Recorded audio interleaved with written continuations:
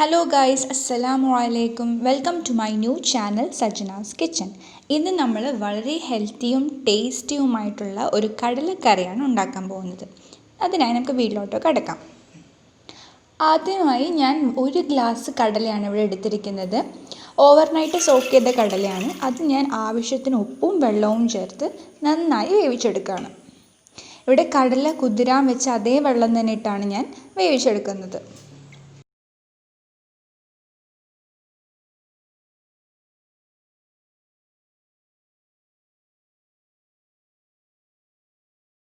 ഇനി നമുക്ക് മസാലകളിലോട്ട് കിടക്കാം.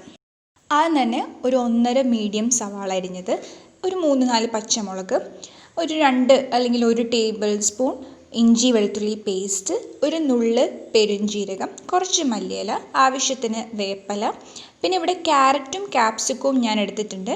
നിങ്ങൾക്ക് വേണമെങ്കിൽ ഇഷ്ടമുള്ള വെജിറ്റബിൾസ് എടുക്കാം, അവൈലബിൾ ആയിട്ടുള്ള ഇഷ്ടമുള്ള വെജിറ്റബിൾസ് എടുക്കാം.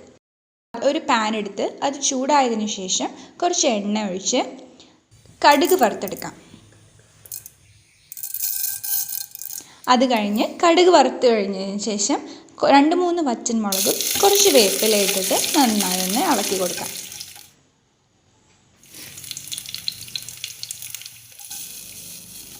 അതിനുശേഷം 1 ടേബിൾ സ്പൂൺ ഇഞ്ചി വെളുത്തുള്ളി പേസ്റ്റ്, അതൊന്ന് നന്നായിട്ട് മൊഴിഞ്ഞു വരട്ടെ.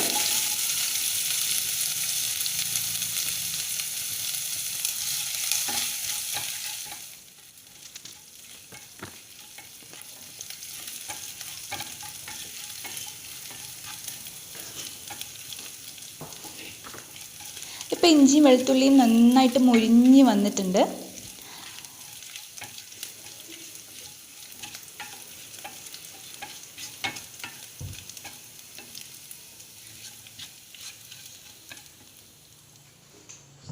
ഇത് കഴിഞ്ഞ് നമുക്ക് നേരത്തെ അരിഞ്ഞു വെച്ചിരിക്കുന്ന സവാള ഇതിനകത്തോട്ടിടാം.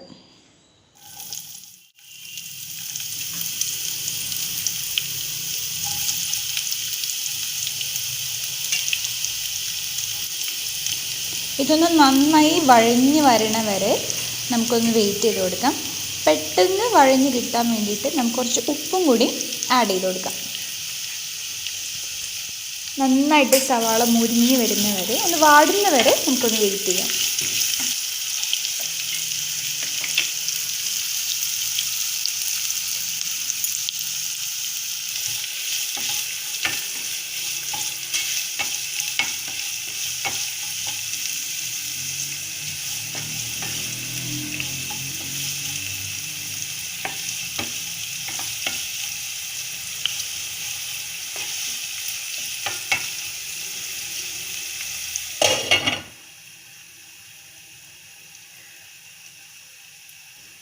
ഇതിലേക്ക് നമ്മൾ നേരത്തെ അരിഞ്ഞു വെച്ചിരിക്കുന്ന കുറച്ച് ക്യാരറ്റ് ഇടാം. അത് നന്നായിട്ടൊന്ന് വേവുന്ന വരെ, അത് ഓൾറെഡി നമുക്ക് വെന്ത ക്യാരറ്റ് ആണെങ്കിൽ അങ്ങനെ ഇടാം, അല്ലാതെ വേവുന്ന വരെ ഒന്ന് ജസ്റ്റ് കുക്ക് ചെയ്യാം.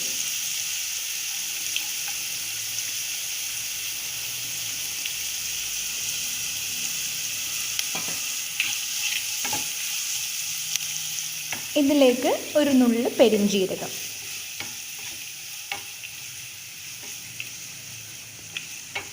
3-4 പച്ചമുളകും കൂടി ആഡ് ചെയ്തിട്ട് നമുക്കൊന്ന് ഇളക്കാം. നമുക്ക് എരിവിനനുസരിച്ച് പച്ചമുളക് ഇടാം കേട്ടോ.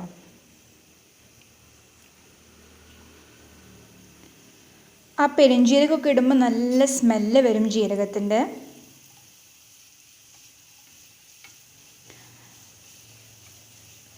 ഇനി നമുക്ക് മസാലകളിലോട്ട് പോകാം. അതിനായി ഇവിടെ 1/4 ടീസ്പൂൺ മഞ്ഞൾപ്പൊടിയും,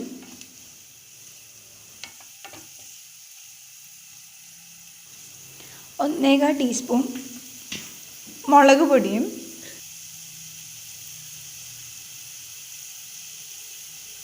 ആ മസാലകളൊക്കെ നന്നായിട്ടൊന്ന് ഇളക്കി കൊടുക്കാം.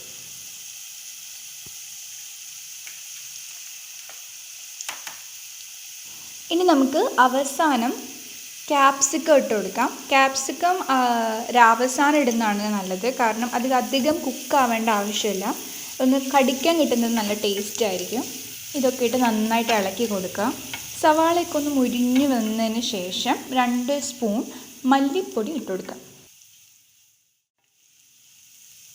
നമ്മുടെ മസാലക്കൂട്ടിന് നന്നായിട്ട് യോജിപ്പിച്ച് കൊടുക്കാം.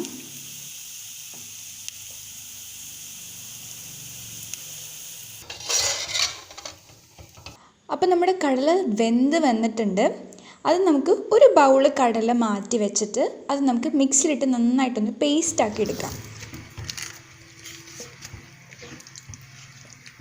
ബാക്കി വന്ന വെള്ളക്കടല നമ്മുടെ മസാലയിലോട്ട് ഇട്ടിട്ട് അതൊന്ന് തിളക്കാൻ അനുവദിക്കുക.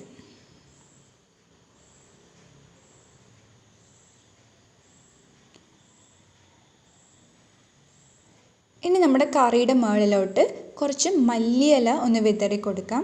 നമ്മുടെ മല്ലിയില നമ്മുടെ കറിക്ക് ഇടുമ്പോൾ നല്ല ഫ്ലേവറും അതേപോലെ തന്നെ സ്മെല്ലും നമുക്ക് കിട്ടും. ഇനി നമ്മൾ നേരത്തെ അടിച്ചു വച്ചിരിക്കുന്ന വെള്ളക്കടലയുടെ പേസ്റ്റ് നമ്മുടെ കറിയുടെ ആഡ് ചെയ്ത് കൊടുക്കാം. നമ്മുടെ കറിക്ക് ഒരു കൊഴുപ്പ് കിട്ടാൻ വേണ്ടിയിട്ടാണ് നമ്മളിങ്ങനെ ആഡ് ചെയ്ത് കൊടുക്കുന്നത്. ഇനിയും നമുക്കിങ്ങനെ തീ സിമ്മിലാക്കി വെച്ചിട്ട് വീണ്ടും തിളക്കാൻ അനുവദിക്കാം. അപ്പോൾ നമ്മുടെ വെള്ളക്കടലക്കറി ഇവിടെ റെഡി ആയിട്ടുണ്ട്. എൻ്റെ ചാനൽ നിങ്ങൾക്ക് ഇഷ്ടപ്പെട്ടെങ്കിൽ ലൈക്ക് ചെയ്യുക, ഷെയർ ചെയ്യുക. വല്ല ഡൗട്ട്സ് ഉണ്ടെങ്കിൽ കമൻറ്റ് ബോക്സിലിടാം. ഇനിയും പുതിയ വെറൈറ്റി ആയിട്ടുള്ള ഡിഷായിട്ട് ഞാൻ വരുന്നതായിരിക്കും. അപ്പോൾ അതുവരെ സ്റ്റേ ട്യൂൺ.